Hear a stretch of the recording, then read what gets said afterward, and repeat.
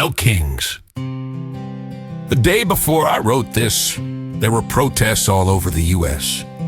called the No Kings Marches.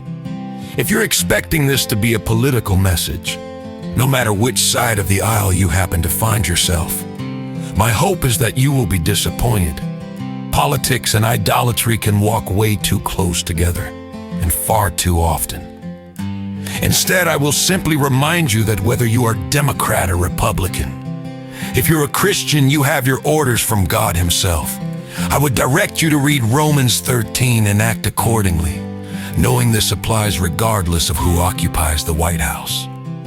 Further, read that passage in light of 1 Timothy 2:1-3, which says, "First of all, then I urge that supplications, prayers, intercessions, and thanksgivings be made for all people, for kings and all who are in high positions, that we may lead a peaceful and quiet life, godly and dignified in every way. This is good, and it is pleasing in the sight of God our Savior." In other words, God's command is to pray for our leaders, no matter who they are, no matter their party, to the only one who can truly turn them around. And finally, remember Jesus' reminder from John 14:15, which says, "If you love me, you will keep my commandments." Instead, I want to take us in a different direction. You see, I think whoever named the protests accidentally betrayed the real problem.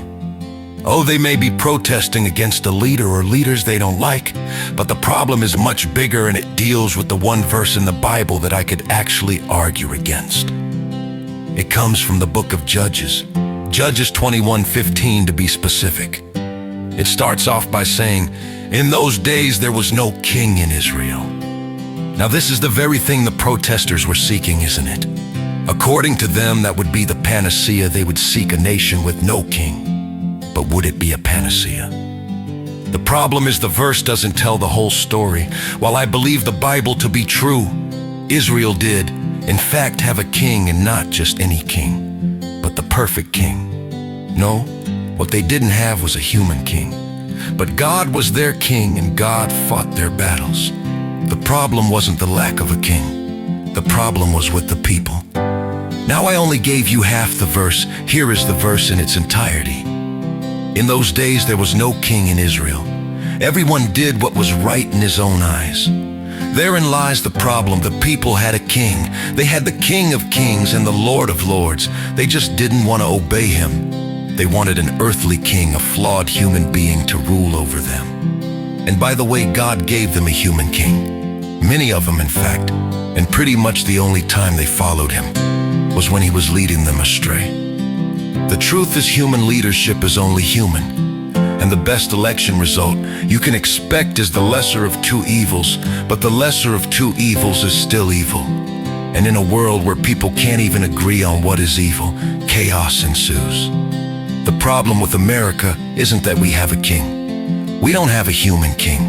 We haven't since 1776.